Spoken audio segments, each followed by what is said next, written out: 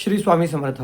अनंत कोटी ब्रह्मांड नायक राजाधिराज योगीराज अक्कलकोट निवासी सद्गुरु श्री स्वामी समर्थ महाराज की जय.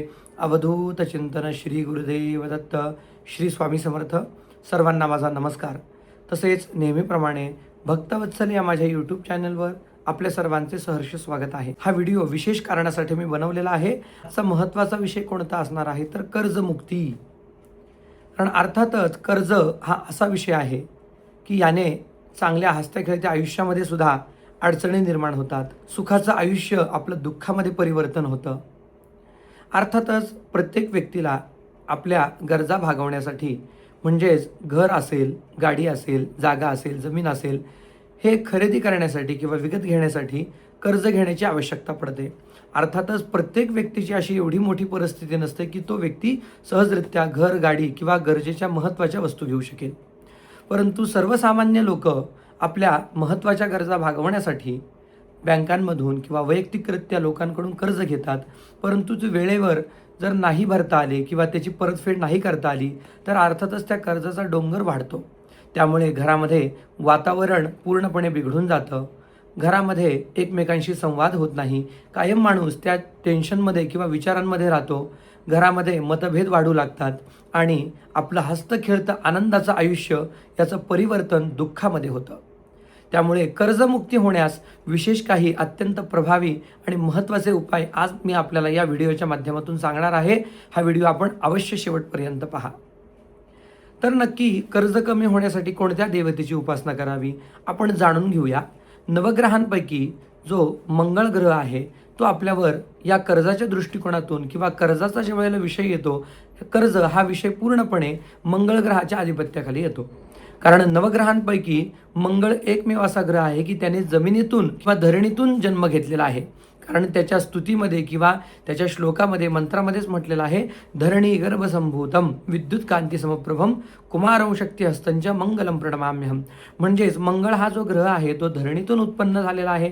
धरणीतून उत्पन्न झाल्यामुळे या आपल्या पृथ्वीवर राहणाऱ्या मानवी जीवनावर या ग्रहाचा खूप जास्त परिणाम होतो. मग आपण जर घर घ्यायचं असेल तर अर्थातच त्याचा जमिनीशी संबंध आहे. जागा घ्यायची असेल तर जमिनीशी संबंध आहे. गाडी घ्यायची असेल ती पण जमिनीवर चालते, त्याचा जमिनीशी संबंध आहे. त्याच्यामुळे मंगळ ग्रह इथे परिणाम करतो. आपण कर्ज घेत असताना प्रामुख्याने आपल्या कुंडलीमधील मंगळ ग्रहाचा विचार करणं खूप जास्त गरजेचं आहे. आपण घर, गाडी घेताना नक्कीच काही लोकांचा कुंडलीवर विश्वास असतो. ते गुरुजींकडे जातात, कुंडली पाहतात, मंगळ ग्रहाची परिस्थिती पाहतात आणि आम्ही कर्ज घेऊ का नको, घ्यावं तर कधी घ्यावं आणि घेतलेलं कधी योग्य राहील हे गुरुजींकडून मार्गदर्शन घेतात. परंतु अनेक लोक या गोष्टींचा विचार करत नाही म्हणून नंतर अडचणीमध्ये येतात. त्यामुळे एक सर्वात महत्त्वाचा पहिला अत्यंत महत्त्वाचा सल्ला म्हणजे कधी पण आपल्याला बलाढ्य किंवा मोठ्या स्वरूपामध्ये जर कर्ज घ्यायचं असेल तर आपल्या जवळच्या गुरुजींना किंवा ज्योतिषाकडे कुंडली घेऊन जावी आणि आपल्याला कर्ज घेणं कशा पद्धतीने योग्य राहील, कधी घ्यावं, कसं घ्यावं, कशा पद्धतीने घ्यावं आणि मंगळ ग्रहाची परिस्थिती कुंडलीमध्ये काय आहे, मंगळ ग्रहाचं बळ कसं आहे, यावर नक्कीच कर्ज आपण कधी आणि कसं घ्यावं हे ठरवू शकतो गुरुजींच्या मार्गदर्शनातून.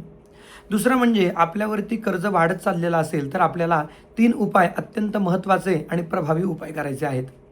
मुळातच मंगळ ग्रह हा गणपतीच्या आधिपत्याखाली येणारा ग्रह आहे. आपल्यावरचं कर्ज कमी होण्यासाठी आपल्याला मंगळ ग्रहाची आणि गणपतीची उपासना एकत्ररित्या करणं गरजेचे आहे.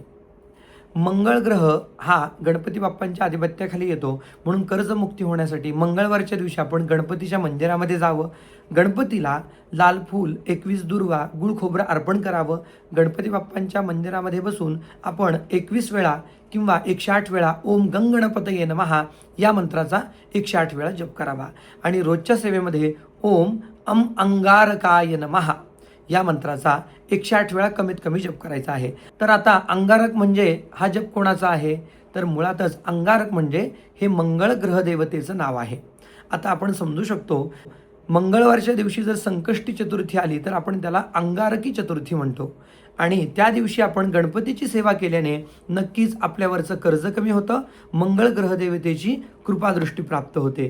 त्यामुळे ज्यांच्यावर खूप जास्त कर्ज झालेलं आहे त्या लोकांनी चतुर्थीचा उपवास अवश्य करावा किंवा 21 मंगळवार श्रद्धेने उपवास करून त्या दिवशी गणपतीचं पूजन करावं. सांगितल्याप्रमाणे गणपतीच्या मंदिरामध्ये जायचं आहे आणि अशाच पद्धतीने 21 मंगळवार किंवा 11 मंगळवार गणपतीच्या मंदिरामध्ये जाऊन आपल्याला गणपती बाप्पांना सांगितलेल्या वस्तू अर्पण करायच्या आहेत. मंगळ ग्रह देवतेची आणि गणपती बाप्पांची मनोभावाने प्रार्थना करावी. जरी कुंडलीतला मंगळ बिघडलेला असेल, मंगळ ग्रहाला बळ नसेल, त्यामुळे जर आपल्याला या कर्जाच्या विषयी अडचणी निर्माण होत आहेत, तर गणपती बाप्पांच्या आशीर्वादाने मंगळदेव पण आपल्यावर कृपा करतील आणि आपल्यावरचं कर्ज कमी होईल. मुळात गणपती हा सिद्धिदाता आहे, गणपती विघ्नहर्ता आहे. त्यामुळे आपण ज्या वेळेला कर्ज डोक्यावर वाढतं तेव्हा आपण संकटात आलेलो असतो आणि आर्थिक संकट हे भयंकर आहे, हे मृत्यूपेक्षाही भयंकर संकट असतं.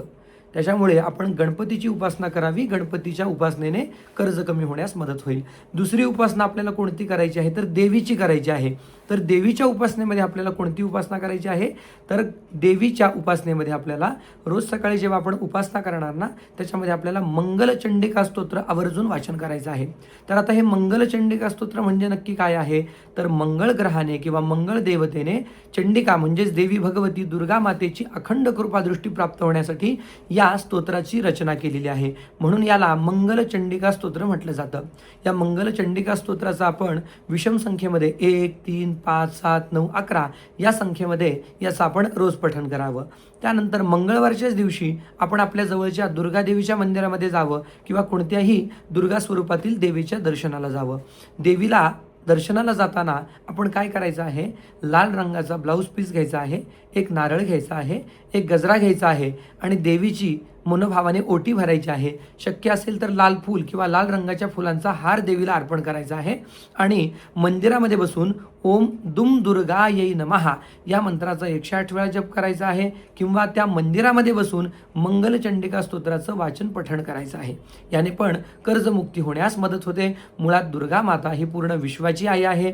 जेव्हा आपण संकटामध्ये येतो तेव्हा ती आपलं रक्षण करत असते. श्रद्धेने भक्तीने आपण मंगलचंडिका स्तोत्र वाचन करून देवीची उपासना करावी. त्याने मंगळ ग्रह पण कृपादृष्टी दाखवतात आणि देवीची पण अखंड कृपादृष्टी होते. तिसरा उपाय आपल्याला अत्यंत महत्त्वाचा आणि अत्यंत प्रभावी उपाय करायचा आहे. जसं आपण म्हणतो की चतुर्थी जर मंगळवारी आली तर त्याला अंगारकी चतुर्थी म्हटलं जातं, त्याचप्रमाणे भगवान शंकरांना प्रिय असलेला दिवस म्हणजे तो म्हणजे प्रदोषाचा दिवस. भगवान शंकरांच्या सेवेसाठी प्रदोष व्रत हे अत्यंत लाभदायक ठरतं. तर सोम प्रदोष असतो, शनी प्रदोष असतो, त्याच पद्धतीने भौम प्रदोष असतो. भौम प्रदोष म्हणजे मंगळवारी येणारा जो प्रदोष असतो त्याला भौम प्रदोष म्हटलं जातं. मंगळवारच्या दिवशी येणाऱ्या या प्रदोषाचं जर आपण भक्तीने व्रत केलं तर त्याचं आपल्याला भरपूर फळ प्राप्त होतं. कारण म्हटलेलं आहे प्रदोष व्रत अतिश्रेष्ठ, शनी सोम भौम त्यात विशेष, आचरिता महासंकट नाश पावे क्षणार्धे. शनिवारी येणारा किंवा मंगळवारी येणारा किंवा सोमवारी येणारा जो काय प्रदोष असतो, इतर प्रदोषांच्या तुलनेमध्ये या प्रदोषाचं आपल्याला अनन्यसाधारण असं फळ प्राप्त होतं. त्यामुळे आपण कॅलेंडरमध्ये बघू शकता, एकादशी झाल्याच्या नंतर दुसऱ्या किंवा तिसऱ्या दिवशी प्रदोष व्रत प्रत्येक महिन्यातून 2दा येतं.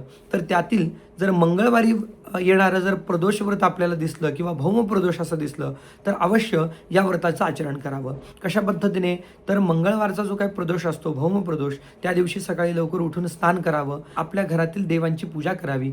भगवान शंकरांच्या शिवलिंगावर आपण 108 वेळा ओम नमः शिवाय हा मंत्र म्हणत दूध अर्पण करावं. भगवान शंकरांना दही भाताचा नैवेद्य दाखवावा आणि भगवान शंकरांची बेलपत्र अर्पण करून यथाशक्ती पूजा करावी. त्यानंतर सायंकाळी म्हणजे प्रदोष काळ कधी असतो तर तो विशेष करून सायंकाळी सूर्यास्त झाल्यानंतर प्रदोष काळ असतो. त्यामुळे सूर्यास्त झाल्यानंतर भगवान शंकरांच्या मंदिरामध्ये जावं. भगवान शंकरांना सर्वप्रथम पाणी अर्पण करावं, दूध अर्पण करावं, पंचामृत अर्पण करावं. भगवान शंकरांना आपण यथाशक्ती बेलपत्र अर्पण करावं आणि तिथे बसून भगवान शंकरांच्या पुढे आपण 108 वेळा ओम नमः शिवाय या मंत्राचा जप करावा किंवा धरणी गर्भसंभूतम विद्युत कांती समप्रभम कुमारं शक्तिहस्तंच मंगलम प्रणमाम्यहम या मंत्राचा पण आपण 11 किंवा 21 वेळा जप करू शकता. भगवान शंकरांची प्रार्थना करून भगवान शंकरांपुढे तुपाचा दिवा लावावा आणि आपल्या सर्व इच्छित मनोकामना त्यांना सांगाव्यात.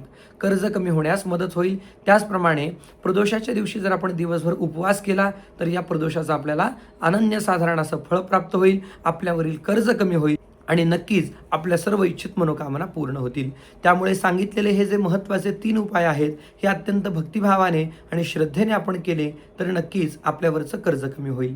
तर सर्वात महत्त्वाची सूचना मी आपल्याला काय सांगितली आहे, तर कर्ज घेत असताना आपल्या जवळच्या एकदा गुरुजींकडे अवश्य जावं, आपली कुंडली दाखवावी.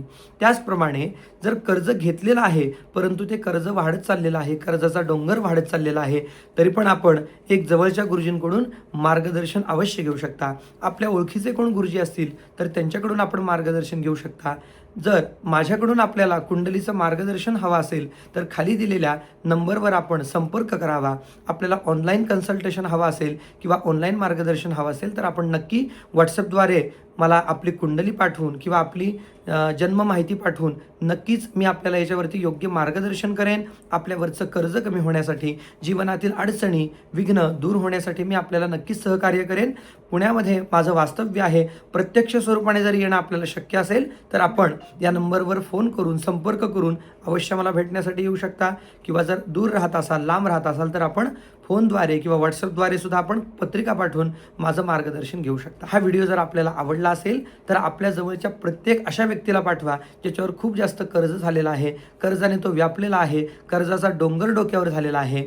तर नक्कीच या व्हिडिओमध्ये सांगितलेले जे उपाय आहेत, हे उपाय केल्याने कर्जमुक्ती होण्यास मदत होईल. कर्जमुक्ती होण्यासाठी मार्ग निघतील आणि नक्कीच घरामध्ये अखंड लक्ष्मी निवास करेन. श्री स्वामी समर्थ. जय जय स्वामी समर्थ.